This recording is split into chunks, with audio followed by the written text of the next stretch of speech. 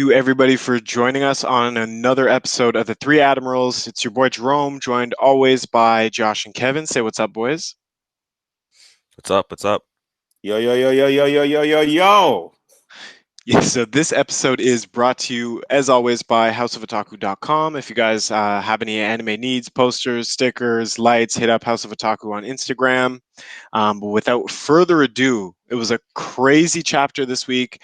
991. It really feels like we're starting to ramp up towards chapter 1,000. Things are moving at 1,000 miles an hour. Yeah. Um, Josh, why don't you get us started with that summary and get right into it? Thanks, Rome. That was a great intro as always. We're gonna dive right into it. I think we finally get the conclusion to the whole pound cover story. Definitely a long one. It would have been nice to see if they would have landed in one or whatever they were going to be doing next, but hopefully we get something else moving forward in the next few chapters. We jump right into it. It's the aftermath of Luffy and Drake's combination attack. Super cool to see that Drake is flashing back to Kobe, who talks about Luffy's ability of being able to, attract people and gain allies. It's definitely a throwback to Mihawk's speech during Marineford when he said that Luffy has the most terrifying ability in the entire sea. And so I think Oda's kind of, we're getting that again. We're going to see more and learn more of what Luffy's true ability is. Something like that, anyways.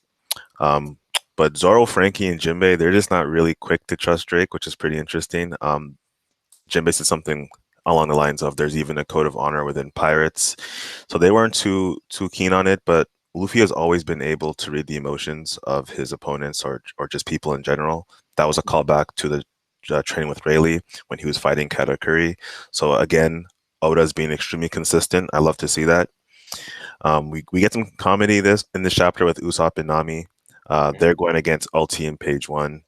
I definitely think that this is going to be another girl for Usopp to terrorize. I mean, we had Miss Merry Christmas, and then we had Sugar, and we had Perona. So I think he's going to add Ulti to the list of his victims. So I'm okay. I'm here for it.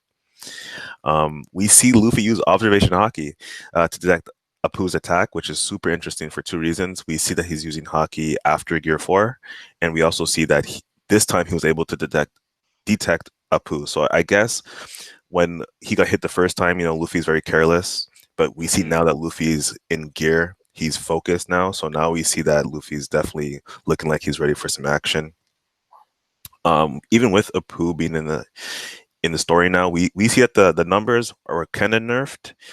We were saying last week that they weren't that impressive, but now it's kind of making it seem as though they were drunk, they weren't really at their best, and that the ancient giant race have way more to offer and than what we've seen. So that's pretty good sign. We're probably going to get more vicious or a more intense of a battle. Oda's continuing with the comedy. We have one of the numbers like in love with Usopp, or sorry, Frankie's technology. Seems like he's chasing them out of the dome. It looks as though Oda's kind of getting the Straw Hats to be separated once again, probably for one of their new fights. I think that he might run into one of the Flying Six, but we can talk about that later or in another video. Um, for the most part, that does kind of cover everything that happened on the bottom floor. We do get some Apu and Drake banter. Also, Queen with his machine gun heavily hinted that he has sea stone bullets. So I don't know if that's going to play a part in the battle, but that was pretty interesting to see. Now to the very top of Onigashima, we get Jack. Jack got defeated, and he did not use a hybrid form. It seems as though he was defeated completely. Kaido did mention that he should rest up so he can return. So I think that's another foreshadow that this is not going to be the final battle. Jack will be back. He'll probably be stronger than before, and he might even use this hybrid form that we've been hyping up for the past couple weeks. So I'm so hopeful for that. And it was really nice to see Kaido care for his crew. It's kind of like Doflamingo, they're evil, but at the end of the day, they are captains. They do care for their men. So it was pretty interesting to see. He did not blame Jack. Instead, he gave praise to Inu and Neko. I feel like that's how you hype up a form. The Sulong has been hyped up all the way since Zoe, and we finally get them. The reveals, they look pretty awesome, and they they beat Jack, man. I don't think they have a single scratch on them. That's crazy. Look clean, It clean, was clean. clean, man. But hey, I'm here for it again, you know. And lastly, we get Kaido finally stepping in. He attacks the scabbards with his blast breath or his fire flame, whatever you call it.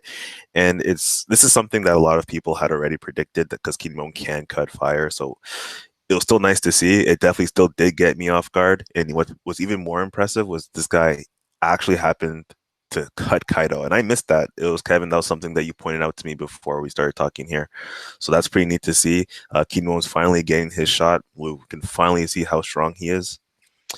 But that's basically it, guys. I kind of sped through that, but there was a lot of stuff, and I'm sure you guys can pick up where I left off. Kevin? Yeah, that was a great summary, Josh, as always. One thing I also pointed out that Jack's strongest form might also be his full beast form. But so far, that theory is looking pretty true. So, Definitely. but so far, we'll see what the other chapters give us. But no, honestly, that was a great, great summary. That aside, and honestly, this chapter for me is, man, with everything happening, I think I'm gonna go with an 8 out of 10. 8 out of 10. I'm gonna go 8 out of 10 for me. What about you, Jerome?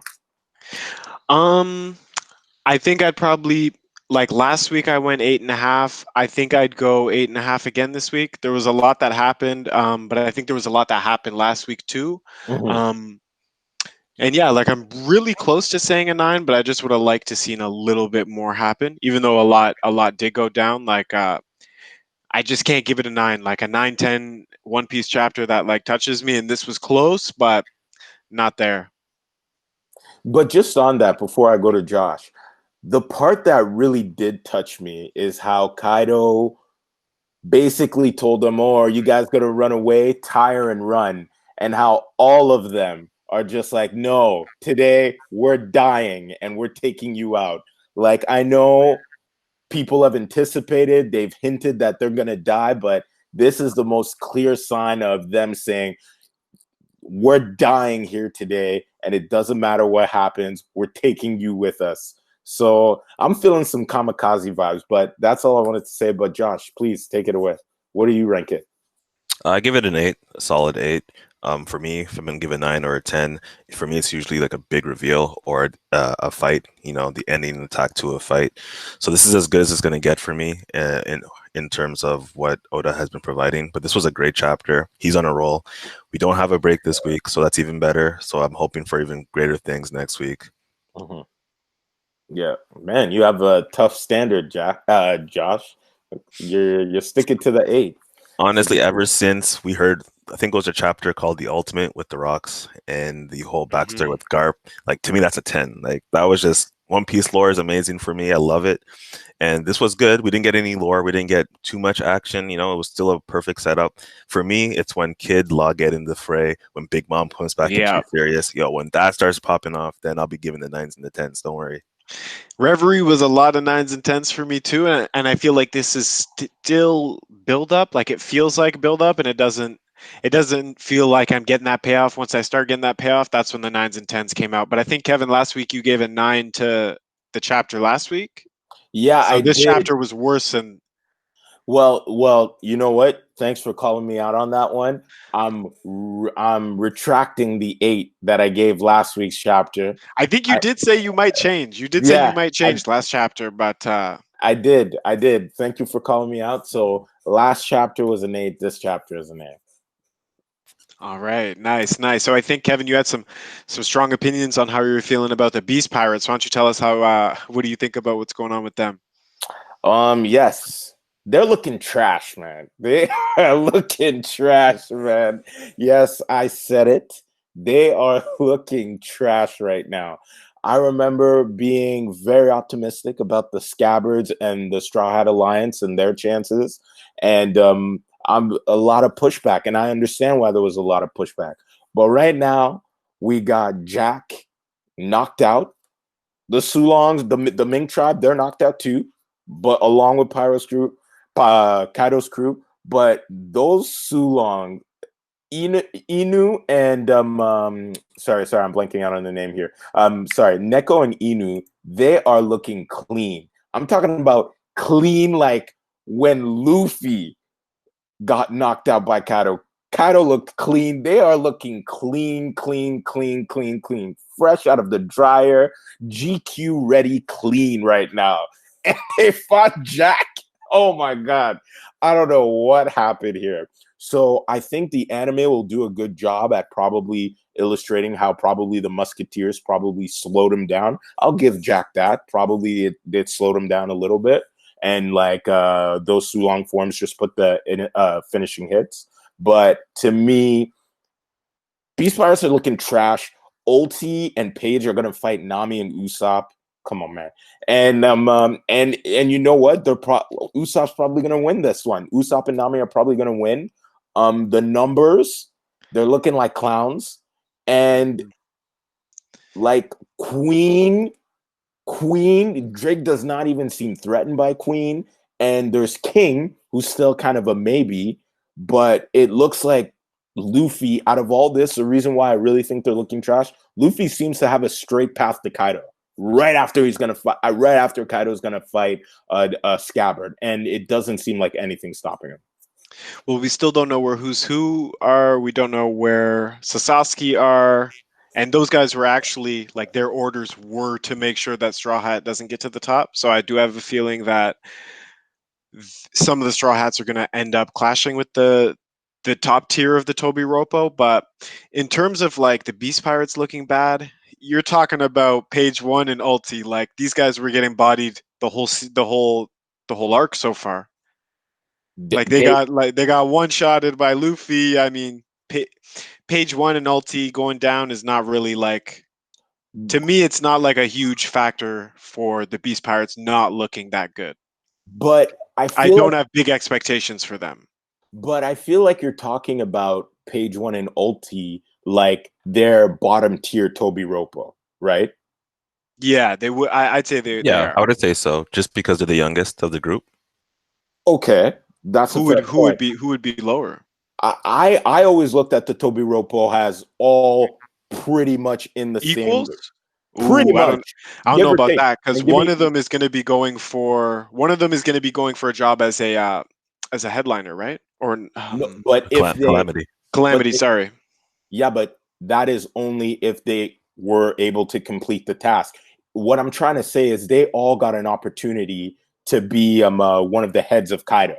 So, and they were all pretty confident that they could take that place. I think any type of power discretion that they might have came from actually X Drake, where they're like, whoa, X Drake seems to be next in line, seems to be the strongest. Outside of that, even though I've had my criticisms of Page One and Ulti, they've taken their hits, but they've gotten back up like fine, apparently. Like they've gotten back up fine. So I'm not too sure if I can rank them bottom tier just yet.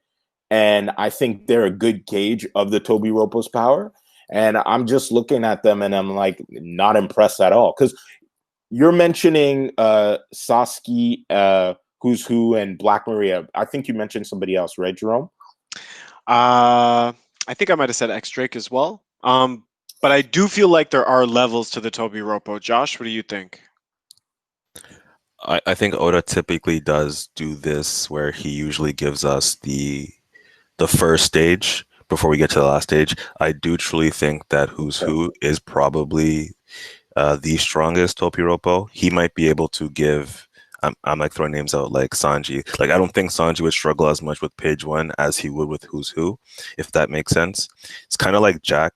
You see how Oda isn't really giving us Queen and King. They're not really fighting anyone.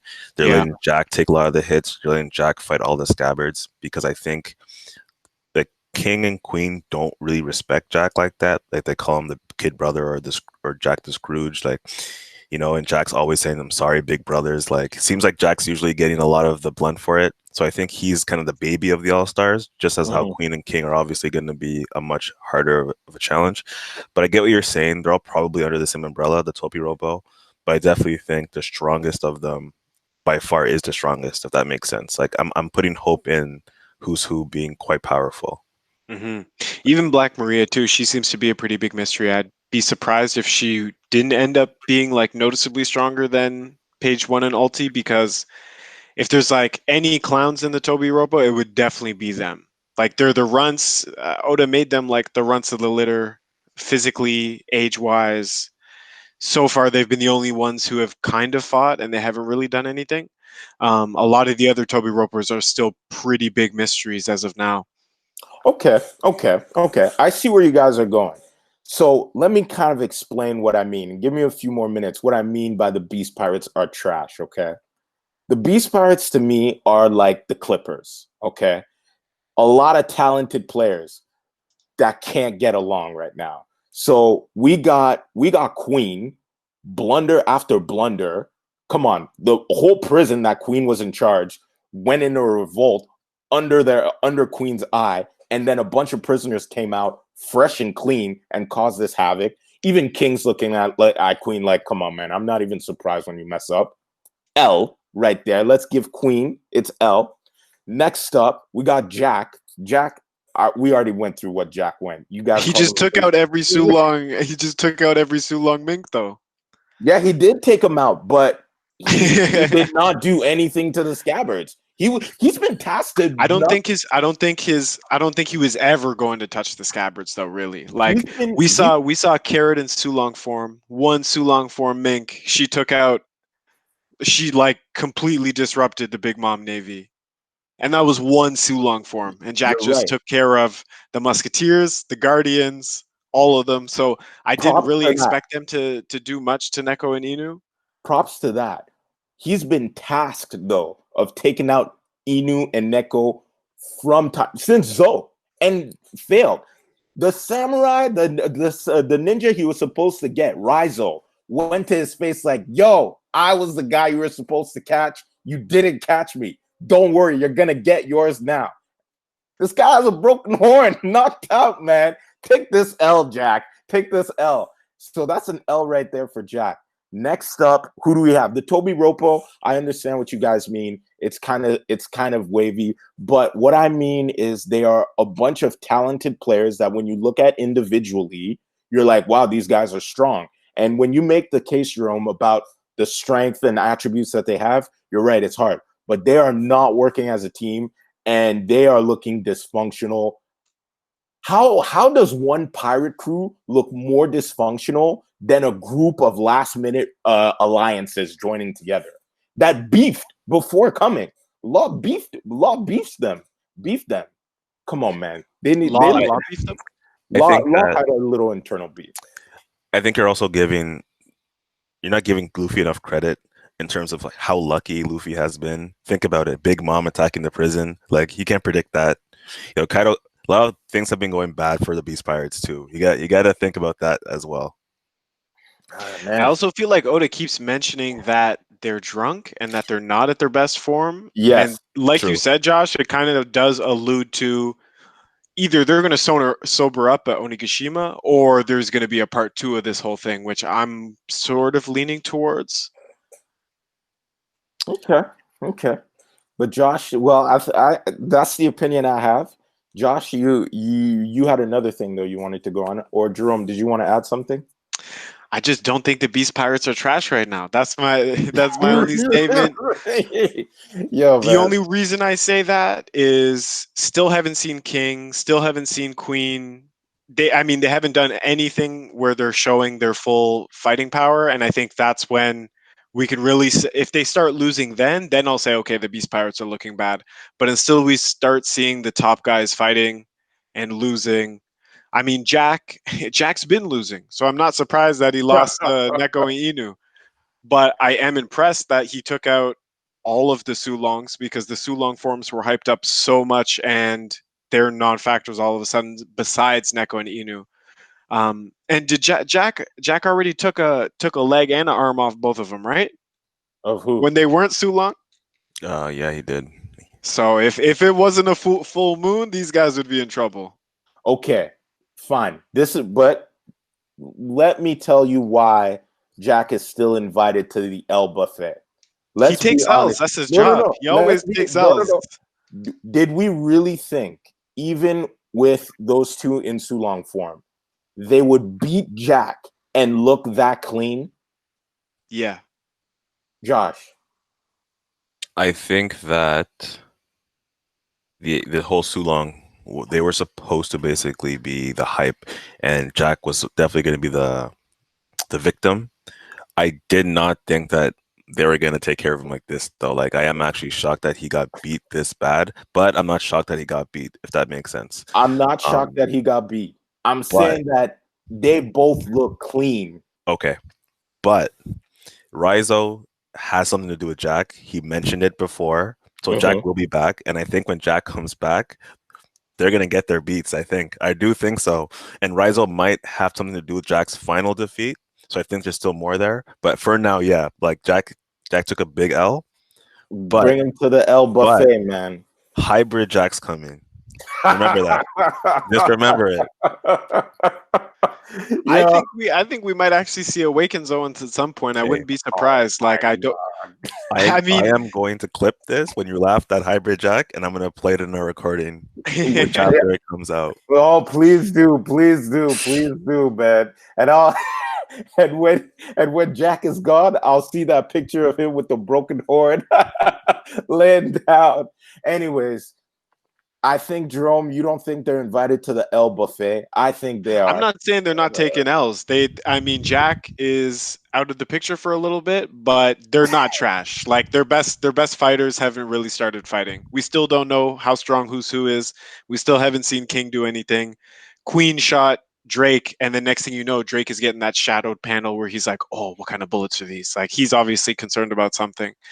And like Page One and Ulti, these guys are jokes. They are jokes. They're low tier. Those are low tier. Those are low tier Toby Rofo for sure. Okay. All right, man. You guys, all right. I guess there's no convincing. We're at a standstill. Jerome, do you want to continue the conversation? Well, actually, Josh, you had some questions that you had wanted to pose to everybody. Yeah, for sure. I did have a couple of takeaways there before we call it. Again, we didn't have Kid or Law, so I have zero idea what Oda is planning with them. I don't know if he's trying to kind of keep Smoothie or maybe some of the Big Mom commanders for them, Law and Kid. That'd be pretty interesting. But again, we don't know what they are doing. And Perospero and Marco, so strange. They came in together that one chapter, and we still haven't seen him in so long. So weird. Like, what is Marco doing with Perospero of all people? Like, I would just love to know what's going on with that. And I don't know, just because Kobe was in this chapter, because it seems as though the Marines are slowly seeping into Wano, I have a good feeling that Sword is coming to Wano. Mm-hmm. Or I don't know, maybe an admiral, but those are my takeaways. If you guys want to do any like last minute discussions on that, we can do that. Yeah, no, I think you're definitely onto something, and a lot of people seem to be set on the matchups starting to appear. Like we're gonna start seeing some one-on-one fights soon, but I think that there's so many characters that need to be introduced to the fight still. Like we haven't seen any action from Law, Kid. When was the last time we saw Kid do anything? Hawkins. There's just so many people who are out of the picture, and I think once that they come into the picture, it's just going to be chaos, and it's going to break up a lot of the one-on-one fights that are going on, except probably the big Kaido one going on top of the skull. That's a good point. Good point. So, that being said, did you guys have anything else for this wonderful chapter? It was amazing. We got a lot of information this time, lots to talk about. I think that maybe for the viewers out there, maybe we might drop something else during the week. There's a whole bunch of stuff we can discuss. Something super interesting that we thought about was if Odin and his scabbards were a pirate crew, how strong would they be? So I think that would be a good discussion that we can take off moving into this week. But again, anything else from you guys? No, that was it for me, Kevin. No, that's it. That's pretty much it. All right. And as always, guys, thanks for joining us. Please like, comment, subscribe, and we'll see you soon.